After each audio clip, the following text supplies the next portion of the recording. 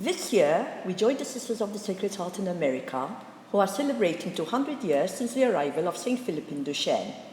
Together, we have been working on the goal of community within the context of love. We cultivate a very small feat for Christ, but we love it, knowing that God does not require great achievements, but a heart that holds back nothing for self. These words by St. Philippine are testimony to her legacy, which has left an indelible mark upon several generations of Sacred Heart girls around the world. This year, each of us has developed further the seeds of determination, courage, strength, and service, first sown by Philippine, who was a pioneer missionary and educator. School Mass. At the beginning of the scholastic year, the word community was put up in colored paper along the main altar of our chapel, to be kept there throughout the year. During our first school Mass, a representative from each class presented one card during the offertory. Other cards were brought up by representatives of the SMT, teachers, LSAs, the support staff, parents, and sisters. Bridge the Gap. The school organized an intergenerational event for the grandparents of Year 7 students. The name chosen for this event was Bridge the Gap because the main aim of this activity was to minimize the generation gap that exists between grandparents and their grandchildren. It involved games, discussions, and team-building activities. We believe that such activities engender a better understanding of one another and encourage ways through which different generations can contribute to the well-being of society. Everyone thoroughly enjoyed this activity. Hospitality activity.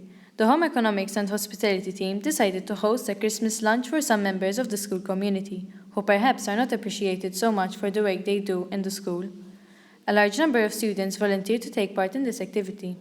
Following this, a high tea was organized for the parents of the students participating in this activity, and for important guests including the members of the Board of Governors, Parent Teachers Association, nuns and school helpers.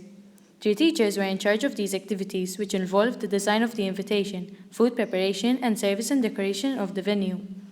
The students even chose the name of the restaurant Likla Taiba, which means Bon Appetit. Year 11 Live-In. As Year 11s, we were given the opportunity to attend the Live-In organized by the school. This was a 24-hour experience that we will never forget. This was valuable time spent with the people I've come to call family. One of the activities involved writing down what we are grateful for throughout the year spent at this college. This brought us closer together and all of us felt a strong sense of community. In another activity, we were each given a sheet on which students wrote positive comments for each other.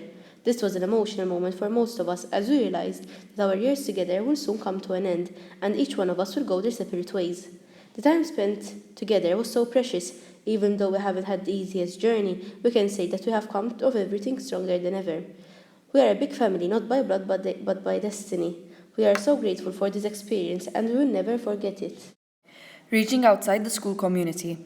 As part of our goal for this year, the drama group, together with Stella Maris College Boys School, which is another church school in our vicinity, organized a pageant for Easter with the name Imshi Maraya, which means follow me. This was an excellent experience for our students. This function was open to the public and the donations collected were given to a philanthropic organization. We were also invited by the same school to contribute to 2 performing art numbers during their talent show to be held at the end of May. A group of dancers were invited to take part in the official opening ceremony of the Potino Cares Football and Volleyball Marathon, which is a national charity event to raise funds in order to support Maltese cancer patients who have to travel to England for treatment. This is aired on local television. Our Lady of Sorrows. On the last day of spring term, all students in the senior school were invited to follow the example of St. Philippine to prepare spaces. The halls were coated in a purple light and music played in the background. Students moved from one station to the next, stopping to reflect and make a gesture in each corner. This event was thoroughly enjoyed by both students and staff. All were moved and touched by God's hand.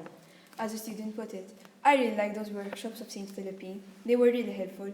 They made me reflect and think about everything around me, while another enjoyed all the activities which allowed students to dig deep into their souls, reflect and strengthen their faith in God. Staff Tea Time. To help bring the staff together, tea time was held every Friday at noon where the staff can sample different types of tea and have some biscuits or cake.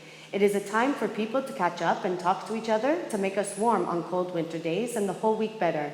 We all have our difficult moments and our workloads, but a nice cup of tea together always puts things right. Prize Day was inspired by the duality of life and darkness, by the fact that we all have moments in our life tinged with the lack of light, moments when we feel that we are roaming without direction. Often, all it takes to get us back on track is faith. Faith that is so powerful and makes us trust in the power of God that will color our life with light again.